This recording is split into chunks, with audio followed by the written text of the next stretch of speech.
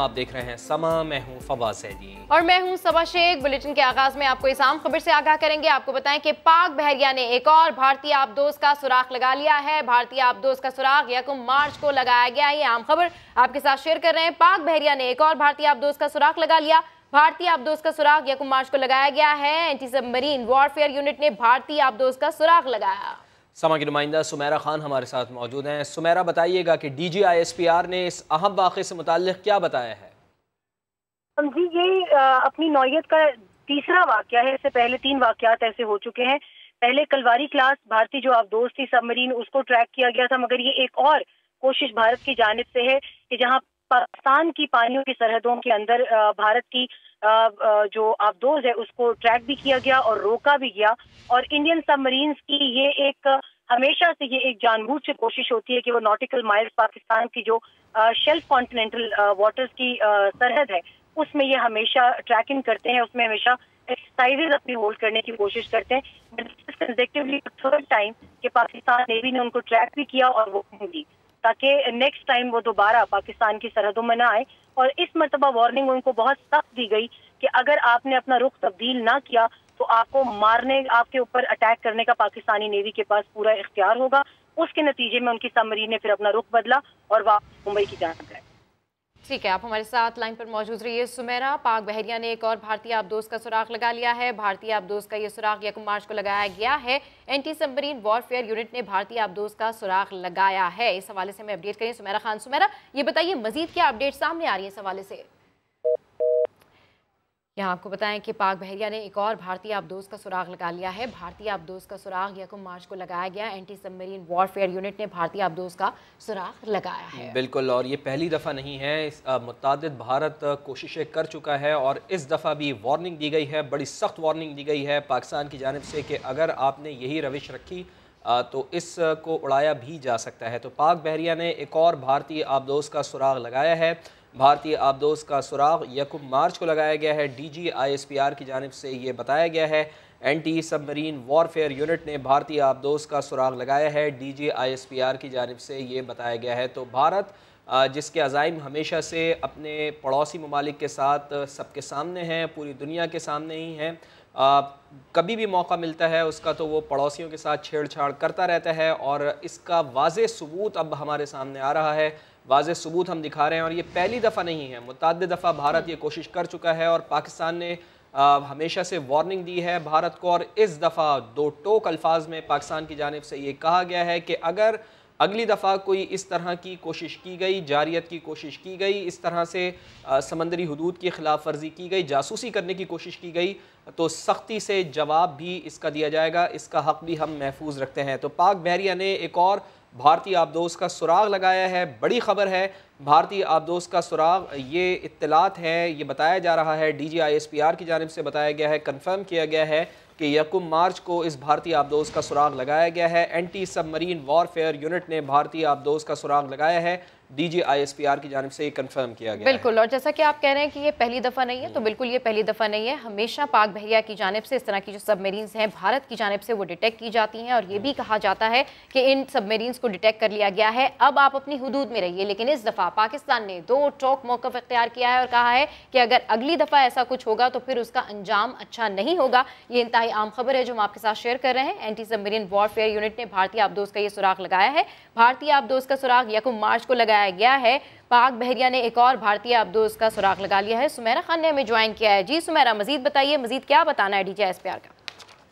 जी, अपनी नौयत का इस पिछले 5 बरसों में ये चौथा वाकया है कि जहां भारतीय बहरिया अपने मजमूम मकासद के लिए अपनी आबदोजों को पाकिस्तान की जो कॉन्टिनेंटल वाटर शेल्फ्स हैं उसके अंदर दाखिले की कोशिश करती है, मगर हमेशा ये बड़े प्री मेच्योरली ना सिर्फ आइडेंटिफाई होती हैं, ट्रैक होती हैं, बल्कि इनको वार्निंग दे के, जो कि एक पीस टाइम की प्रैक्टिस होती है तमाम ममालिक के दरमियान एक सेट प्रोसीजर प्रोटोकॉल के तहत मेरी टाइम के, इनको वार्निंग देकर छोड़ा जाता है। मगर उसके बावजूद ये एक प्रोवोकेटिव इसको जरूर कहा जा सकता है कि भारत की जानिब से मुसलसल इंटरनेशनल वाटर प्रोटोकॉल की खिलाफ वर्जी भी हो रही है और इनकी सबमरीन जो कि मुख्तलिफ जंगी आलात और हथियारों से लैस होती हैं वो पाकिस्तान के पानियों की खिलाफ वर्जी करती हैं। वो कि अभी उनको वार्निंग दी गई, उनको अलर्ट किया गया कि आपके खिलाफ किसी भी किस्म की कार्रवाई करने का हमें हक है, वो भी इंटरनेशनल प्रोटोकॉल्स के मुताबिक। तो उन्होंने अपना रुख बदला और वो मुंबई की जानिब गई हैं।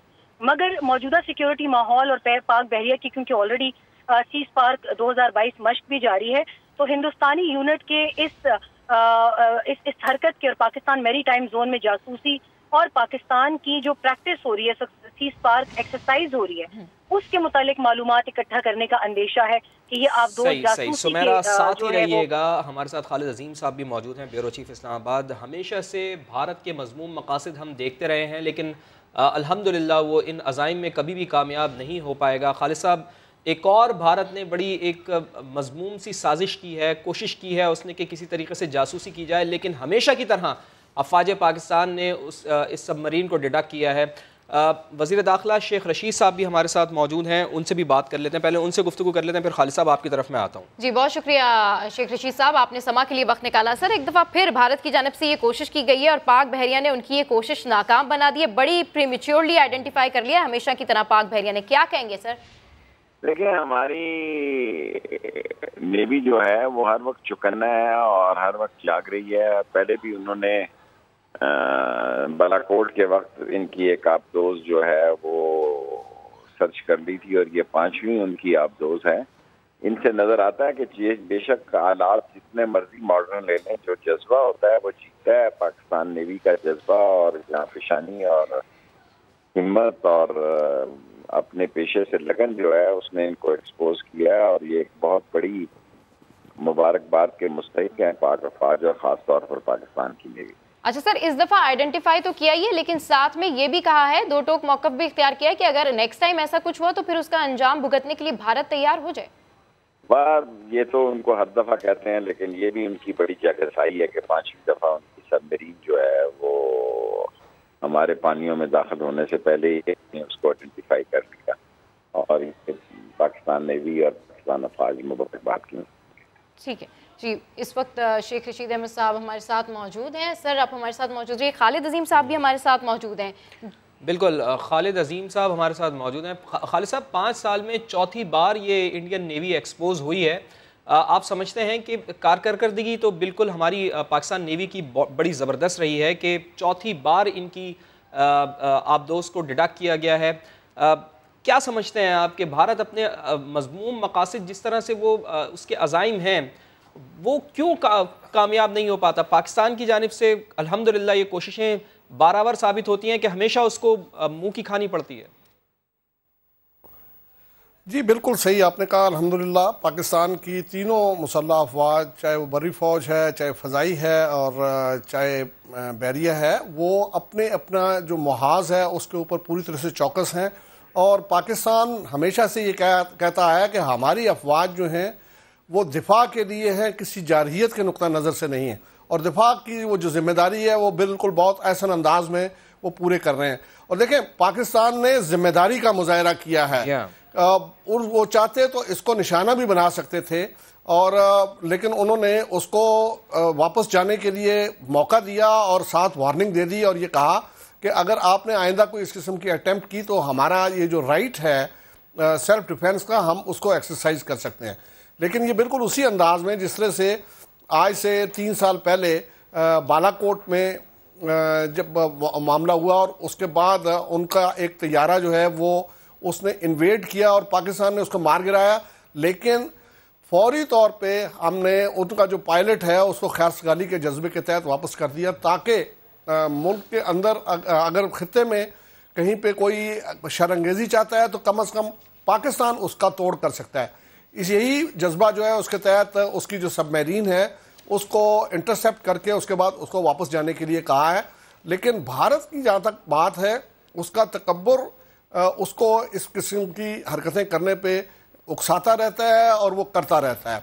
कभी वो फ़ज़ाई हुदूद की तरफ उसकी मैली आंख होती है, कभी वो बहरी हुदूद में इस किस्म का इन्वेजन करने की कोशिश करता है और जो ज़मीनी हुदूद हैं वहाँ पे अब अगरचे कुछ अरसे से ये मामला थमा हुआ है, लेकिन लाइन ऑफ कंट्रोल और वर्किंग बाउंड्री जो है उसको उसने मैदान जंग बना रखा था और आए दिन वहाँ की जो सिविलियन आबादी है उसकी जान उसने अजाब की होती थी अंधाधुंध और बिला इश्ताल फायरिंग के ज़रिए से।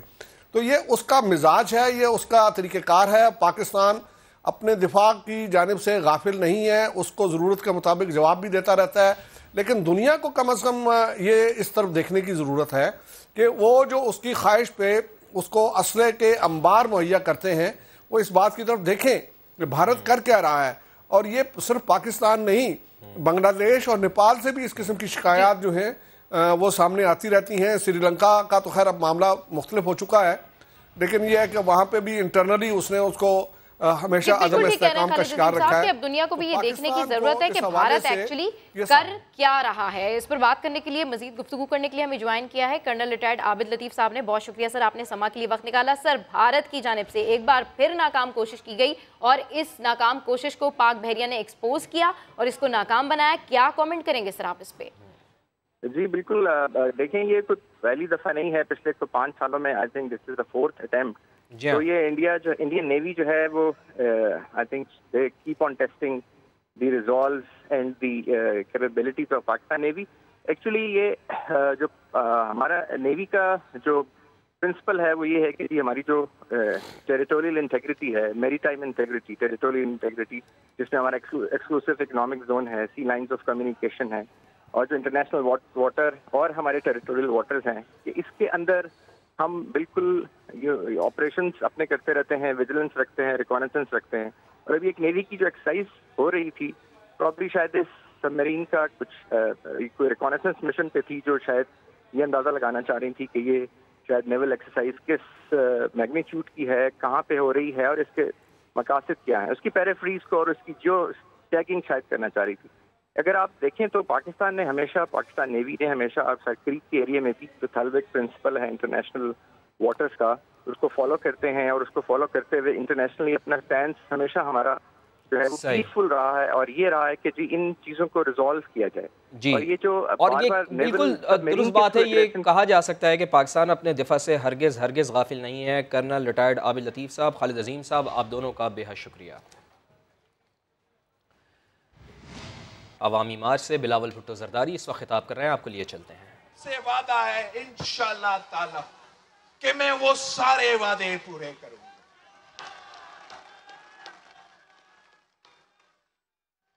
मेरा पाकिस्तान पीपल्स पार्टी का इस वसीब के लिए, जनूबी पंजाब के लिए कोई विजन है। हमने पहले भी कोशिश किया था कि जनूबी पंजाब को सूबा मिले, ताकि जनूबी पंजाब को अपना हक मिले, अपना वसाइल का मालिकी मिले। अब ये हुकूमत कभी कहीं कोई सेक्रेटेरिएट का ऐलान करता है, कभी कहीं नया सेक्रेटरी का तैनाती करते हैं। हम आपका सेक्रेटेरिएट नहीं चाहते हैं, आपके सेक्रेटरी नहीं चाहते हैं, हमें सूबा चाहिए। किंसू किंसू सूबा, किंसू किंसू किंसू किंसू किंसू इंशाल्लाह ताला।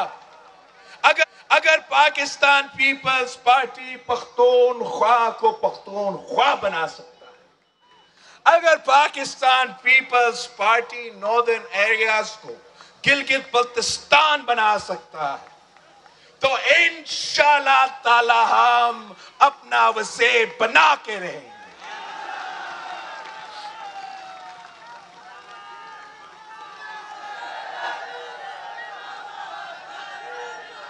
मैं एक बार फिर आप सबका शुक्रगुजार हूं।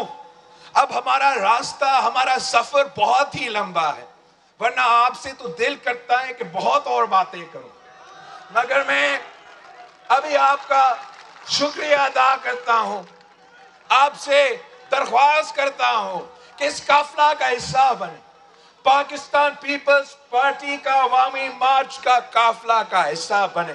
हम आगे बढ़ रहे हैं, इंशाअल्लाह ताला रात तक मुल्तान पहुंचेंगे और मुल्तान में भी तकरीर होगा, और कल से फिर हमारा सफर सेंट्रल पंजाब तक शुरू हो जाएगा। इंशाअल्लाह ताला हम रुकेंगे नहीं जब तक हम इस्लामाबाद नहीं पहुंचते हैं, मुल्क और अवाम के सामने अपना मुतालबात नहीं रखते हैं और इस कठपुतली का बंदोबस्त नहीं करते हैं। जिए भुट्टो। अवाम से सवाल है कि 3 साल गुजर चुके हैं, क्या तब्दीली उन्हें नजर आई? बिलावल भुट्टो जरदारी ये सवाल कर रहे थे। नालायक नाअहल वज़ीर आज़म को हटाने के लिए निकले हैं। बिलावल भुट्टो जरदारी ने यह कहा, PTI IMF डील की वजह से मुल्क मुआशी बहरान से गुजर रहा है। हम PTI IMF डील के खिलाफ निकले हैं। बढ़ती हुई महंगाई और बेरोज़गारी के खिलाफ एहतजाज कर रहे हैं। हमें जनूबी पंजाब सूबा चाहिए। बिलावल भुट्टो जरदारी खिताब कर रहे थे।